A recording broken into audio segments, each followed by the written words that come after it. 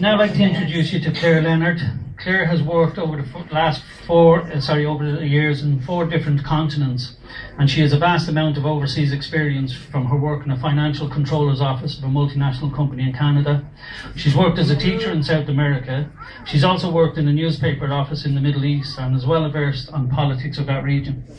She lived through the currency collapse in Tanzania in the 70s, and this experience has helped Clare view Ireland with fresh eyes from a global perspective. Clare has returned to Ireland in the late 80s, where she set up a business and would describe herself as a serial entrepreneur. She has absolute faith in the Irish people, but unfortunately no faith in Ireland's leadership. Clare Leonard.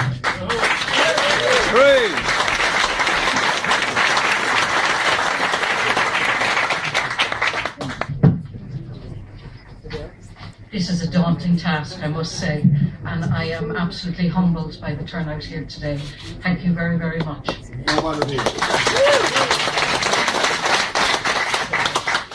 It's really important when we look at Ireland today that we understand Ireland's position in the global context.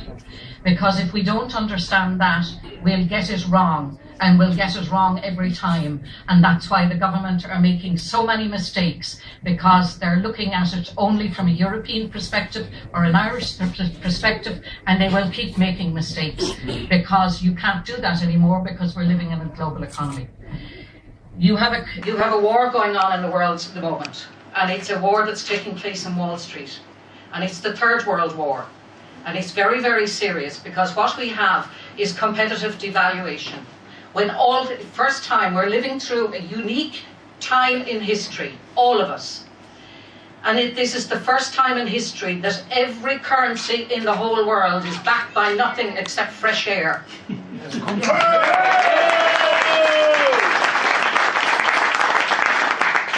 That's what allows them to keep printing to the point of our enslavement and our poverty. Once we understand that, we can make changes. Without understanding that, we will be their slaves forever. Yes!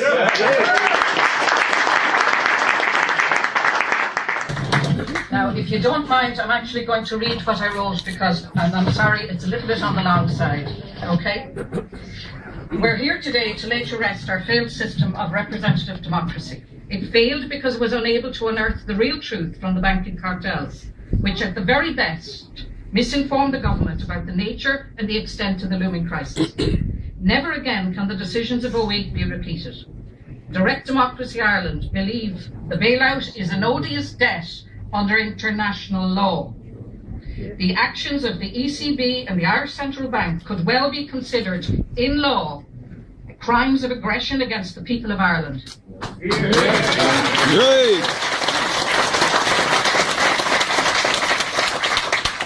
We believe all interest and capital payments should be suspended, pending an international legal review. I'd like to repeat that to you. We believe all interest and capital payments should be suspended, pending an international legal review.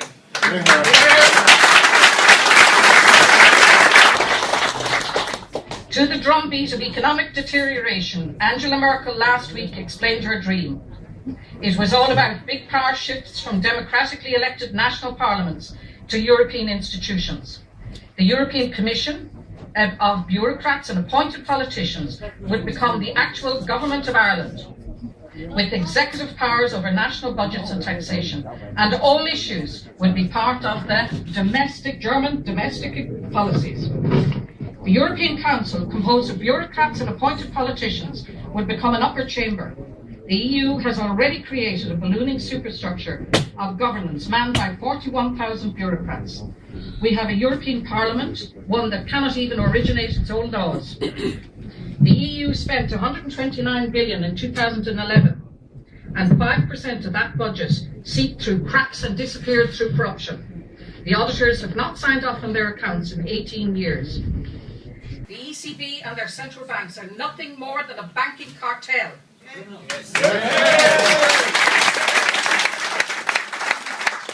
cartel has only one purpose, that is to enhance and promote the interests of the cartel. When you understand this, you will understand you cannot ever be the beneficiary of their policies. In March 2012, Bank of Ireland purchased a promissory note of 3.01 billion at 6.8%. The ECB allowed the bank to value this bond on their books as Irish sovereign debt and Tier 1 capital in order to meet some of their liquidity requirements. I'd like you to note Direct Democracy Ireland regard this type of bond transaction as part of the odious debt, and any other bank who may think of doing the same thing, please take note. We now live in a society where if you are a rich banker, you get a bailout. If you're poor, you get a handout. If you're in the middle, you get left out and wiped out. This means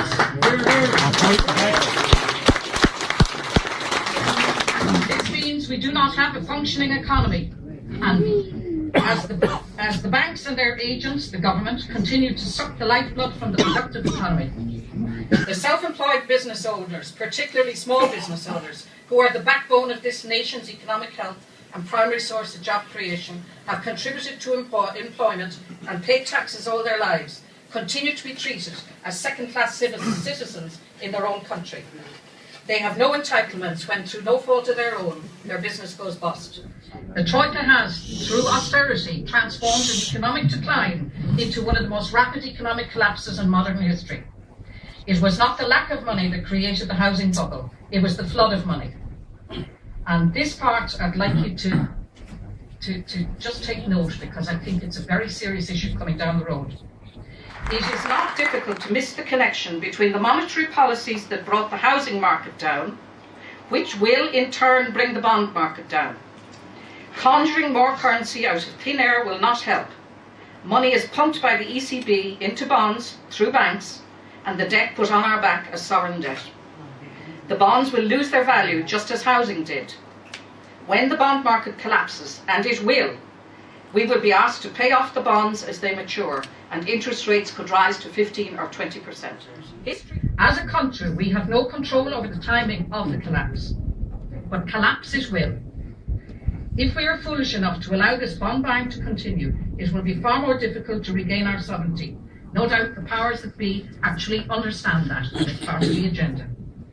The money supply is inflated. The constant expansion of the money supply does not cause inflation, it is inflation. And inflation is a tax on the poor, as they try to inflate away the debts. The CSO say inflation is 1.6%. How can that be correct when home heating oil and petrol have doubled in 3 years? The wholesale price of flour is up 34%. The wholesale price of oil is up 55%. Real average weekly earnings continue to tumble in terms of purchasing power. And in view of the way they debase currency, that is the only measure you can judge what's happening in society, is by your purchasing power. The government said that they were successful in selling bonds in the open market. In September, they sold 500 million at 1.8% per quarter. This equates to 7.2% interest per annum. JP Morgan increased their exposure to Irish debt during this period. As JP Morgan are funded by the Federal Reserve, the question needs to be answered.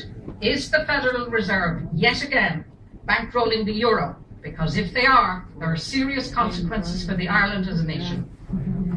History shows that a debt-based credit system of fiat currency will always collapse under its own weight. Boom, inevitably followed by bust.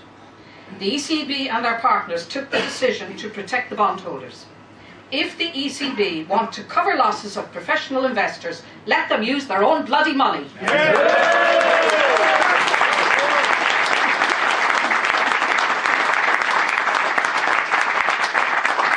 They chose instead to control through economic terrorism. The expansion of money and credit is the root cause of the financial and economic crisis in Ireland. This point cannot be stressed often enough. The crisis has nothing to do with different stages of economic development or a different work ethic. The government and the ECB are now dependent on banks to launder the odious debt.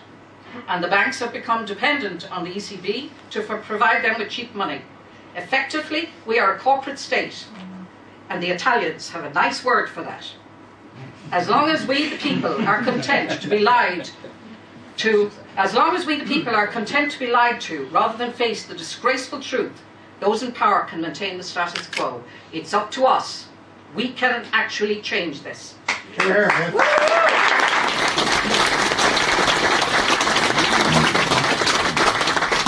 I see a few children here today, and for their sake, We must have the courage to make the necessary changes.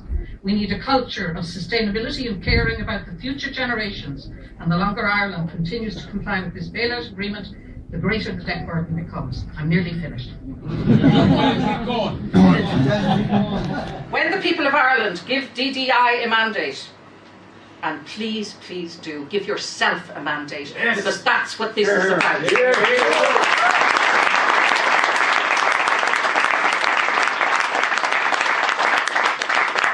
The sale of state assets proposed by the Troika and the government to pay this odious debt will cease. Please also take note that any contract signed or sales completed by that date will be treated as part of the original odious debt. Please also note any contract signed in relation to the disposal of state assets where irregularity or corruption is suspected will be legally reviewed.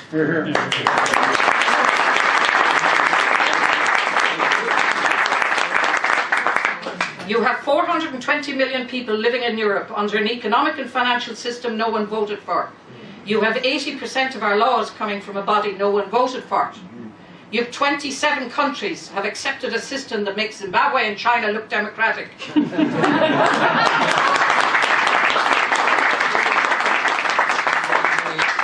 If Ireland was run by 27 unelected members, there would be an outcry. We joined a common market, not a dictatorship. The EU has become unaccountable and undemocratic, and Ireland is paying the heavy price for the despicable, deplorable and disgraceful self-interested path chosen by the ECB and our board members. We have allowed our democracy to be hijacked by the bankers. Now, together, and that's the key, we stand and we take it back.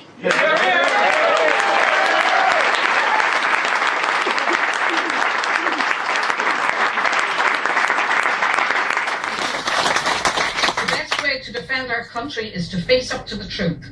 And the unpleasant truth is, unemployment is nearer 35%, not 14%, as those who are self-employed have no entitlements and they don't show up in the figures.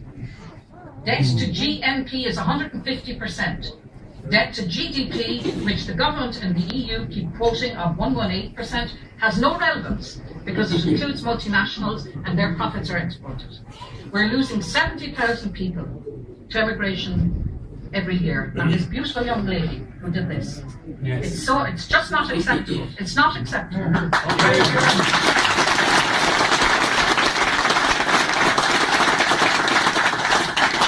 The management of AIB showed their appreciation to the citizens of this country who helped save their jobs when they bailed out AIB by transferring 1 billion, no less, 1 billion worth of assets from the bank's balance sheets onto their own personal pension fund. This transfer of citizens' assets shall also legally be reviewed.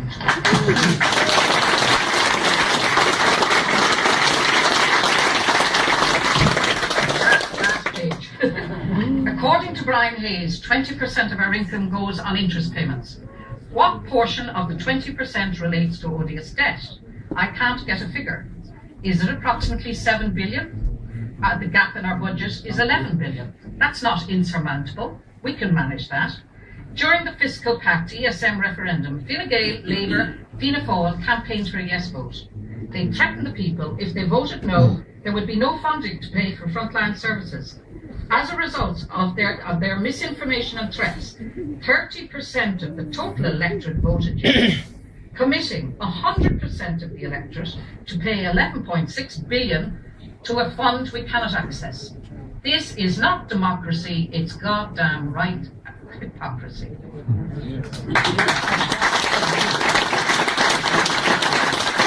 I have a quick message for Mario Draghi and the German finance minister, and then I'm finished. Right? No bad language. Right? Mario Draghi said, countries who may need to access the OMT, those countries got into their situation by having bad policies or no policies at all. Sorry, Mr. Draghi. Direct Democracy Ireland call your policies of privatising bank profits and passing the losses to the citizens odious debt. It's illegal.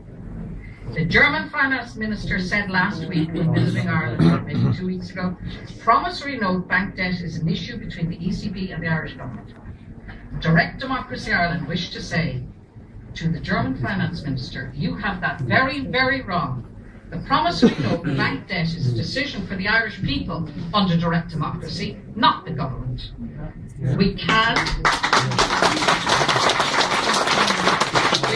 and we will have our say because we remain a sovereign people.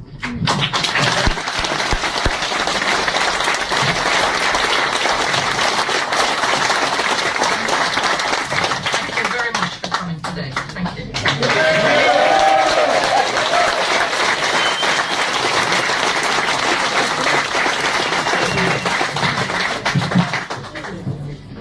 How do you follow that?